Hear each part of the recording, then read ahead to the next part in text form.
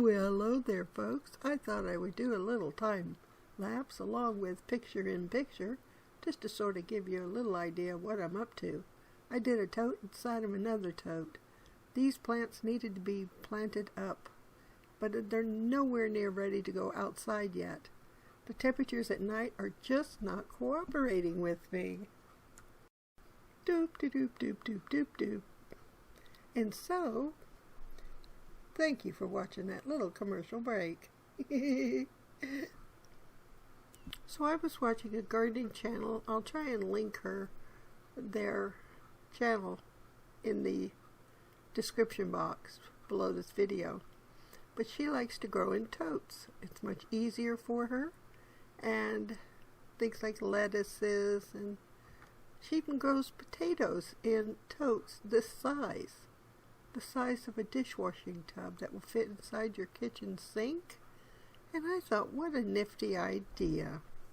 If you just want a handful of potatoes, but I am trying the pak choi in there instead of potting them up in individual pots, because I have a small amount of room to go under my lights or around my lights, and I have too many plants right now, and I told myself I wasn't going to do that, but yeah. We're still in the low 30s at night, Fahrenheit, so I can't put anything outside yet. Not until probably the end of May, first week of June is usually when my plants go out and stay out, and I hope for the best, and most times I'm tarping them or protecting them with some sort of cover, whether it be a sheet or whether it be, that soft stuff. Can't think of the name of it right now. I'm having a word salad day. You folks have that? Word salad days where you can't put the proper words together, or you go to, tell somebody they had a great idea and then you forgot the great idea. Yeah, I've been doing that all day today. I don't know what the heck's wrong with me, but it's just one of those days, I suppose. Maybe it's because I slept too well last night and the night before. I slept almost all the way through. Do you find if you sleep too well, you wake up the worst of it for the next day? Usually my sleep is interrupted and I'm up and down, and because I ate too many potato chips and all that salt. Oh yeah. So, but I have better brain days. Maybe it's the salt. I need more salt. That's it. I need more chips. If I had more chips, I wouldn't sleep as long, or as straight through, and then I wouldn't have bad brain days. Yeah. So, if you could tell already, this is more or less just a talky little video just to sort of reconnect with people who I haven't connected with in a number of months. I sort of have been having knee issues, and I don't want to whine about things, but yeah, a little bit of ouchies, but I try and tell myself, well, if it hurts, that means I'm still alive, because if I wasn't alive, I wouldn't feel pain. Wait a minute. Yeah. If I feel pain, it means I'm still alive. Yeah. I'll take that. Yes, I will. So I moved my pak choi over to these dish pans. I used a heat tool, soldering iron tool, there we go. Poked holes in the bottom of one because I had ordered 2 of them and they weren't cheap. I'm in Canada, so nothing up here is cheap. It's really ridiculous. So I can't have as many of these dish pan totes as Robbie has in her garden, because she can get them a lot cheaper. She's in the States, Southern California, and she can get them really cheap at Walmart. I can't even get them cheap at Walmart, but maybe I'll continue to look around. But anyhow, I thought that's a great idea, because lifting heavy things have become, like last year was just horrendous on my back. I've had 2 children, and my first child had an epidural. Now close your ears, men, if you don't want to hear this. Well, they kept poking and to find the right spot in the spine when they finally found it. Well, yeah, finally. After about 12 pokes with that long-ass needle. I'm sorry. Long needle. Was not pleasant. And you're in labor? Yeah, not pleasant. But it did numb you from the waist down. Yes, it did. So, needless to say, I wish I didn't do that, because now that's exactly where my back pain is exactly where he kept poking me, in that area. So, I don't know how I got talking about epidurals, and I'm trying to talk about potting up plants in dish pans. Anyhow, I poked holes with the soldering tool, and I got another dish pan underneath to catch the water when I water it.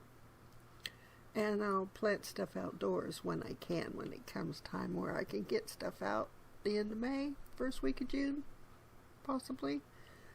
I did hear on the Weather Channel that we're supposed to have cooler temps this May. Last year at May, we had summertime temps. We've already had it get up to 70 here, 76 one day, and then it dropped back down. And we've been up and down, fluctuating quite a bit. So, this is only May. I'm used to that. We get very little snow, though. Very little snow, where we typically will get 7 to 8 feet, sometimes more, in the front yard. Well, all over, of course, but I measure it by the front yard. And this year, between the snow and the melt, and the snow and the melt, and all went along, it was only maybe 4 feet, and it didn't stay 4 feet for very long. And it would rain, freezing rain, and would all be gone, and then would snow again, but not be deep. So it really didn't take any time at all to melt, which is worrisome with, the ground level water. And so they're saying it's going to be probably an exceptionally dry summer, they think. But so far it's been rainy. But not really, really heavy rains like a lot of places in the States are getting. So I don't know about this year. I don't use city water to water my plants with. I sort of do in a roundabout way. After I've done the dinner dishes, I have a container in the house, and I dump the water into there, and then the next day I water my plants with that water. And that way I'm not taking extra water to the garden, and it's already a day-old water. So all of the additives that the city puts in have hopefully evaporated, or the majority of them have by that time, and the plants accept it better. And it's room temperature by then, and it's not cold from the tap, so it's sort of a win-win. And I dump my small watering can into the bucket, and I can water that way without lugging heavy watering cans around, because I had to give that up. I just couldn't do it anymore. Yeah, you got to say when. You got to go, okay, when do you show them and when do you fold them? Just like cards. If you think you got a good hand, then hang on to it for dear life. But if you know you're not going to win that hand of cards, just fold them. Like Kitty Rogers' song. Yeah. Anyhow, boy, I digress all over the place here. Hope you can follow me. And if you can't, hope you're getting a kick out of this. It's a mixed match of things that just pop into this brain of mine, and I thought I might as well make a video because my brain is scattered today. It is all over the place. It is multitasking in places I never knew existed. Yes, it is. And so if I can giggle at myself, you can giggle at me too. You're allowed. You're allowed. And if you find this boring, move on, because this is all this is. It's talking about that. So anyhow, I mistakenly watered a few of my indoor plants with cold tap water directly from the tap. Needless to say, the next day they were dead. Yep. So that's what your city water is doing to your plants. If you wonder why all of a sudden it's dead, well, if you took it directly from the faucet and then poured it on your plants, that's probably why, because they probably add additives to your water. Yeah, probably so. Let it air out overnight, at least 12 hours. So for the folks that are still here, it's gone past 10 minutes, and if you're still here, thank you very much. The first set were the pak choi in the black totes that you use in your kitchen sink to wash dishes. The second was little cabbages that I potted up once and then separated and to one plant per little area because I want them to stay small until they can go outside. And I didn't want them to get big in the house because they don't have room for it. So if you keep them crowded and you keep them sort of enough apart, they won't die on you. Hopefully they don't get root bound. If they start to suffer, I'll move them up a little bit further or take some out. But I want to keep them small. Robbie over there said she plants multi-seeds, and if she leaves them there, they stay small until she puts them in single containers, which I've watched her do over and over again. It seems to work for her, so I'm going to give that a try. Yeah, I am. Because I don't have any luck with cabbages, and it isn't about growing them. It's about the time it takes for them to grow, which is long.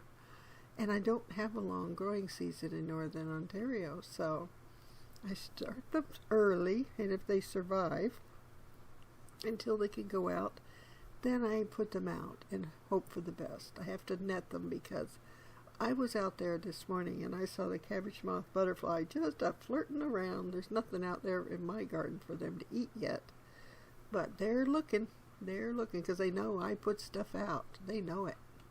They make a beeline. I think they have it, my address, in their appointment book for this time of year. Ooh, she might be putting stuff out early. The temperatures are warming up. Let's go check out Laura's garden, because there were 3 of them flying around, eagerly waiting to drop you know what, little eggs, turning munchy caterpillars that can eat quicker than a dinosaur. Oh my goodness, it's amazing how quickly they can eat and grow. It's amazing. It really is. I've often thought to bring one in a mason jar on a plant and just sort of film it growing, but I don't have a good enough camera to do a proper time lapse. All my stuff is old and the batteries wouldn't last long enough to get a time lapse. Typically I only purchase one new thing for gardening because I try not to spend an awful lot of money on things, and I'd rather buy the food outside of the vegetables. So I don't buy the vegetables. I don't like everything that's on them or been put on them. So anyway, I bought this wicking bed for seed starting, and I'm on the fence with it. I do like it for the fact that most of them germinate very quickly, and I have them under this light and grow light. And yet again, I made a mistake and I filled the reservoir once with fresh water from the tap, and every one of my collard green seedlings died. Yeah, they didn't like that, and they let me know. Lickety split. No, bozo head, they said to me, no, we're not going to grow. We know you love us, but you eat us, and we're just not going to grow because you made a big mistake. What's wrong with you? I could just hear them yelling at me as they went down into, Never Never Land. So I reseeded it, needless to say, and the new ones are up. So I'm trying to be very careful and not make that mistake again. If I fill up a bottle or a can, I leave a little note to myself, do not use until tomorrow or whatever. Yeah, because I can't multitask well anymore for some reason. I used to. I could do a bunch of stuff all at one time. Not anymore. I do one thing, I need to finish that one thing, and then move on to the next thing and do that. And that I can do well. Yeah. Anybody else have that problem? I'm sure I'm not the only one. Yeah. Yeah. Gonna be 66. Oh, yeah. Yeah. Most days, well, in my head, I don't feel that. And part of me refuses to feel that. I'm going to feel the way I want to feel. If I think I'm in my 40s, I'm going to, feel like I'm in my 40s. My 40s were great, though. Oh, my gosh, don't get me started on my 40s. Oh, I could tell you things about the 40s. They were fantastic. They were the best decade of my entire life. That's how good I like them, even though I was in menopause. Yes, I was. I went into early menopause, and that baby lasted for 7 years. But other than that, it was great. My 40s were great.